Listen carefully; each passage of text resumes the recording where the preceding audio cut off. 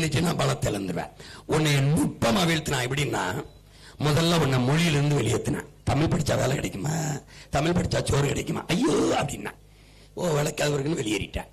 கோயிலுக்குள்ள போகாத, கோயிலுக்குள்ள வராத தீட்டுனா ஒருத்தன், கோயிலுக்குள்ள போகாத முட்டா பையன் போகல. கோயில் வழிபாட்டு தலம் இல்ல, உன் வரலாற்று பேராவணம். அந்த கோயில் மதிச்சுவலத்துல அவன் வரலாறு கல்வெட்டுல குறிக்க வைக்கப்பட்டிருக்கு. ஒரே நேரத்தில் வழிபாட்டில இருந்து வரலாற்றுல இருந்து வெளியே தள்ளிட்டான்.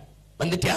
மொழி, வரலாறு, வழிபாடு எல்லாவற்றையும் இழந்த இனம் வாழாது. அவ்வளவுதான், அடையாளம் இல்ல, வெளியில வந்துட்டா.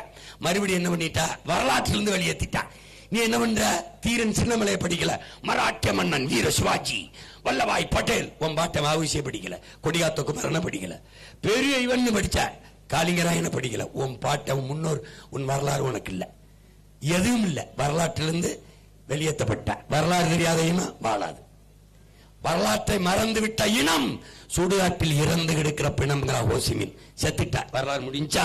கடைசி அண்ணவன நுட்பமா உன்னை உழைப்பிலிருந்து வரனா. சிச்சி ஆடு மேய்க்கிற, சிச்சி மாடு மேய்க்கிற, ஐயோ விவசாயம் அது படிக்காதீங்க.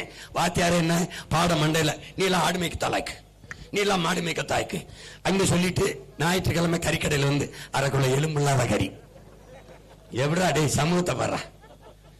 பால் பால், அந்த பால் கொஞ்சம் நல்லா ஊத்தி ஒரு டிக்காசனமே போட்டு ஒரு பால், ஒரு டீ கொடுங்க, ஒரு காஃபி கொடுங்க, வக்கனையா மோர் கொடுங்க, வெறும் பால் மட்டும் கொடுங்க. அதெல்லாம் தயிர் இருக்கா, நெய் இருக்கா, நெய் இருக்கான்னு கேட்கிற. வெண்ணெய் மாடு வளர்க்காது எப்படி?